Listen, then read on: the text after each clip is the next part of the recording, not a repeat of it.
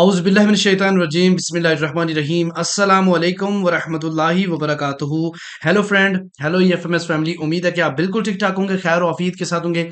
एक बार फिर आपको इंट्राडे ट्रेडिंग के इस एपिसोड में हम आपको वेलकम करते हैं और आज हम फोरकास्ट करने वाले कि गोल्ड आज अपनी नौयत के लिहाज से कैसा रहेगा।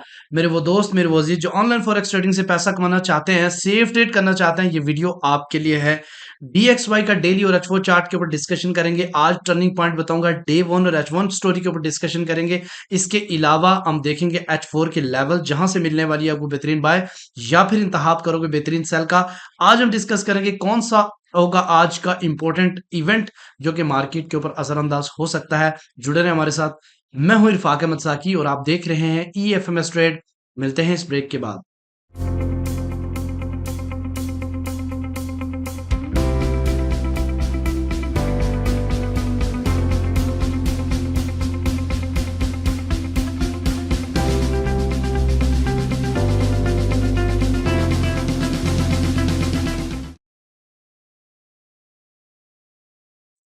वेलकम फ्रेंड, अगर आप न्यू हैं और अभी तक आपने हमारा चैनल ईएफएमएस ट्रेड सब्सक्राइब नहीं किया तो सबसे पहले सब्सक्राइब कर लें, बेल आइकन पे क्लिक कर लें ताकि रोजाना की अपडेट आए और आप स्किप ना हो सके।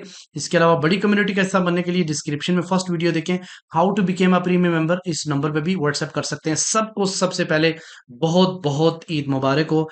जितने भी पूरी दुनिया में मुसलमान हैं, आपको रोजे मुबारक हो। अल्लाह ताला आपके रोजे को कबूल करे। और आज का दिन बहुत ही बड़ा दिन है, इसलिए थोड़ा सा वीडियो भी लेट हुई नमाज की वजह से। तो अगर आपने अच्छी सेलिब्रेट ईद कर रहे हैं तो आप कमेंट सेक्शन में ईद मुबारक का लाजमी इजहार करें। अच्छा जी, आज जो डाटा है मोस्ट इंपॉर्टेंट, पूरे मंथ में मुझे सिर्फ एक ही डाटा पसंद है और वो है सीपीआई। तो आज का दिन सीपीआई के नाम, आज मोस्ट इंपॉर्टेंट डाटा है, इसलिए इसको इग्नोर नहीं कीजिएगा।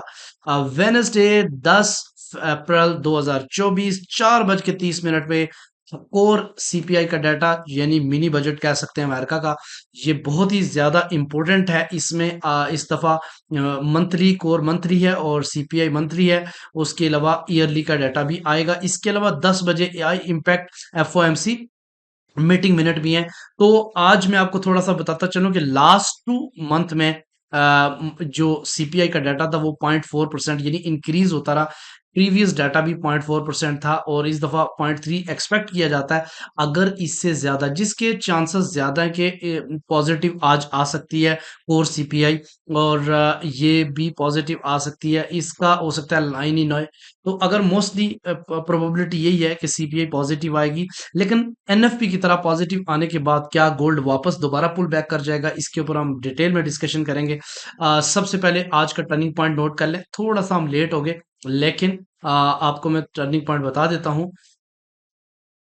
आज का टर्निंग पॉइंट 2354 है, यानी 2354.5।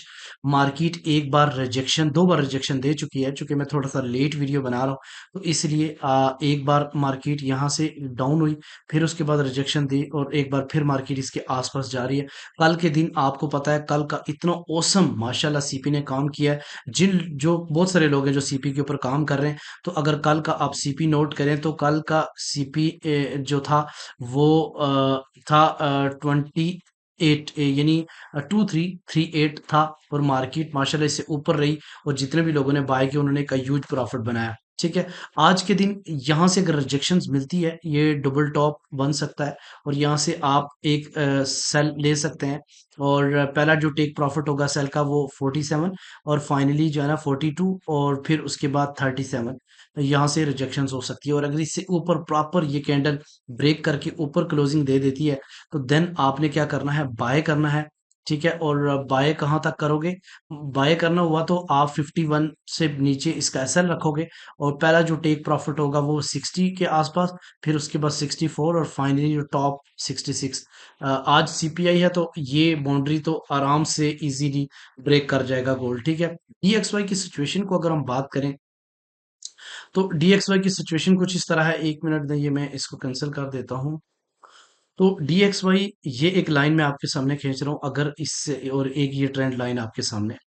आपको याद होगा कि एनएफपी पॉजिटिव आने के बावजूद स्पाइक वापस लगा था, अपसाइड की तरफ डाउन आ गई थी और गोल्ड मार्केट बेरिश हो गई, बुलिश हो गई थी।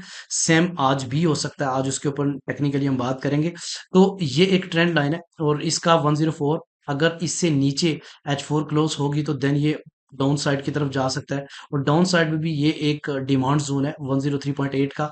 ठीक है, इससे अगर नीचे H4 क्लोज होता है तो देन मार्केट और बेरिश हो सकती है। ठीक है, इसके अलावा यहाँ से अगर मार्केट अपसाइड पे अगर सीपीआई पॉजिटिव आई तो इजीली 104.4 तक मार्केट जा सकती है। ठीक है, डे वन की अगर हम बात करें तो ये जस्ट इसकी क्लोजिंग अगर 104.2 हो जाती है तो ये बुलिश इनगल्फिंग बनाएगा और फिर ये सप्लाई जोन की तरफ जा सकता है, अदरवाइज यहाँ से रिजेक्शन के चांसेस है। अच्छा, आज मैं डिफरेंट पेयर के टर्निंग पॉइंट नहीं बताऊंगा इसलिए कि टाइम बहुत शॉर्ट है और ऑलरेडी मैं लेट हो चुका हूँ वीडियो बनाने में। ठीक है, तो सबसे पहले हम बात करेंगे जनाब आज के इम्पोर्टेंट डे वन की स्टोरी के ऊपर। आपने देखा कि पिछले काफी दिनों से यानी 28 मार्च से लेके अभी तक कंटिन्यूली मार्केट ऊपर जा रही है। सिर्फ एक कैंडल डे की जो है ना वो 4 अप्रैल 2024 को बनी थी बेरिश में, और वो भी इसको नीचे बेरिश इनगल्फिंग ना बना सकी। ठीक है, और अगेन अगली कैंडल ने बुलिश इनगल्फिंग बनाया और एक स्ट्रॉन्ग आपने देखा कि मार्केट अपसाइड की तरफ जोर पकड़े है। इसकी रीजन बहुत सारी है, एक जियोपॉलिटिकल हालात भी हैं, इसके अलावा चाइना बहुत बड़े लेवल पे जो है ना वो गोल्ड को बाय कर रहा है। ठीक है, अच्छा, सीपीआई के पॉजिटिव आने से मेरा ये ख्याल है कि गोल्ड के ऊपर कोई इतना खातर ख्वाह इफेक्ट नहीं पड़ना। हाँ, गोल्ड मार्केट जो है ना 15 से 20 या $25 भी डाउन जा सकता है अगर पॉजिटिव है, लेकिन आप उस समय सेल अगर पकड़ ली तो ठीक है, अदरवाइज रिट्रेस के ऊपर जो है ना ज्यादा सेलिंग नहीं करनी, डिमांड जोन के ऊपर बाय को फोकस कीजिएगा। दो पॉइंट बताऊंगा, एक जो है ना वो 2328 यानी 2328 और एक 2302 का एरिया, ये दो एरिया हैं जहां से आप आज के दिन बाय कर सकते हैं, चाहे पॉजिटिव आए या नेगेटिव आए।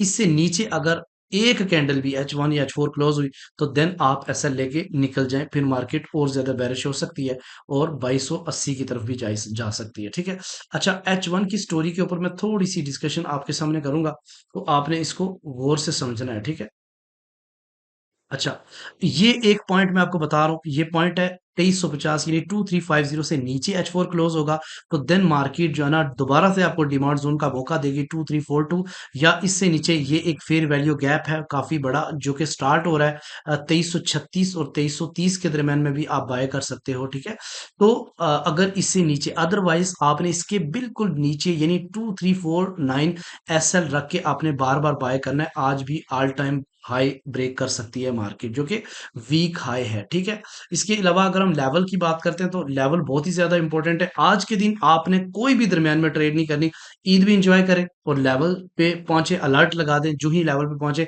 सिचुएशन देख के आपने ट्रेड को एग्जीक्यूट करना है। ठीक है जी, सबसे पहले देखते हैं मार्केट, ये देखें ये एक ट्रेंड लाइन मैंने आपके सामने ड्रा की है।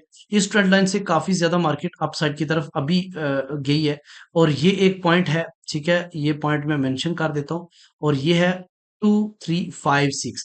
2356 के ऊपर अगर मार्केट H4 क्लोज कर देती है तो देन मोर बुलिश हो सकती है मार्केट, और इसका जो अगला लेवल होगा यानी कि रेजिस्टेंस का, वो होगा जनाब R12366 का, और R21 के ऊपर जब तक कि M515 के ऊपर बुलिश बेरिश इनगल्फिंग ना बने तब तक आपने सेल नहीं करना बल्कि बाय प्रॉफिट को बुक करना। और अगर ऊपर मार्केट सस्टेन कर जाती है तो देन अगला जो लेवल होगा बाय बुकिंग का वो 2382 है, और यहाँ पे अगर बड़े टाइम फ्रेम के ऊपर H1 M30 या M15 के ऊपर बेरिश इनगल्फिंग बने तो देन रीटेस्ट के ऊपर आप सेल अटेम्प्ट कर सकते हैं, अदरवाइज बाई में ही रहिएगा। इसके अलावा अगर मार्केट इससे ऊपर क्लोजिंग दे देती है तो देन आप जो है ना वो 2380 और 2384 का जो है ना वो डिमांड सप्लाई जोन कर सकते हैं। ठीक है, इसके अलावा अगर मार्केट इससे नीचे, मानिए इससे नीचे रिजेक्ट होके वापस आता है और यहाँ से नीचे डाउन साइड पे आ जाता है तो एक रीटेस्ट लेगा मार्केट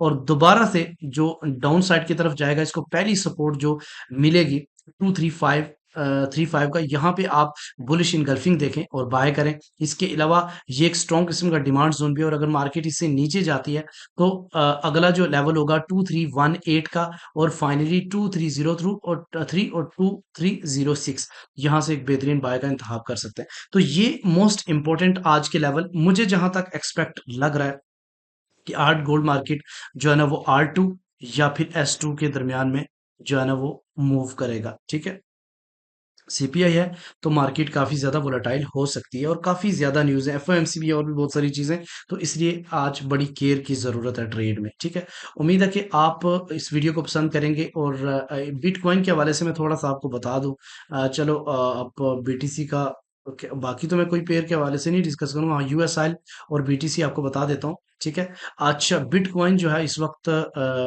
डाउन साइड की तरफ मूव कर रहा है, लेकिन ये एक पॉइंट है, यानी 69,600 से ऊपर ऊपर अगर H4 क्लोज करेगा तो देन आप बाय की तरफ जाइएगा, अदरवाइज आपने सेल में रहना है। ठीक है, उसके अलावा अगर हम यूएस ऑयल पे काफी ज्यादा डिमांड है, तो यूएस ऑयल जो है ना वो इस वक्त क्रैश हो रहा है, लेकिन इसका मतलब ये नहीं है कि आपने इसको सेल करना शुरू कर देना है। इसको आपने सेल नहीं करना, इसको जाने दे डाउन साइड पे, और इसकी अच्छी जो बाइंग बनेगी वो 82 और 83 के एरिया से बनेगी। इसके लिहाजा यहाँ पे अभी इतनी बड़ी जो कैंडल इसने बेरिश में दी है, इसका रीटेस्ट कर सकती है मार्केट 58 और 58.6 और 58.7 से, और यहाँ से दोबारा डाउन साइड की तरफ जा सकती है। ठीक है, उम्मीद है कि आज की वीडियो भी आप पसंद करोगे, और अपनी दुआओं में स्पेशल याद रखिएगा, आज का दिन बहुत ही ज़्यादा मखसूस है, और हो सकता है कि कल और परसों भी मैं थोड़ा मसरूफ हूँ। अपनी दुआओं में याद रखिएगा, मिलते हैं नेक्स्ट वीडियो में, अपने रखिएगा बहुत सारा ख्याल। अल्लाह हाफिज़।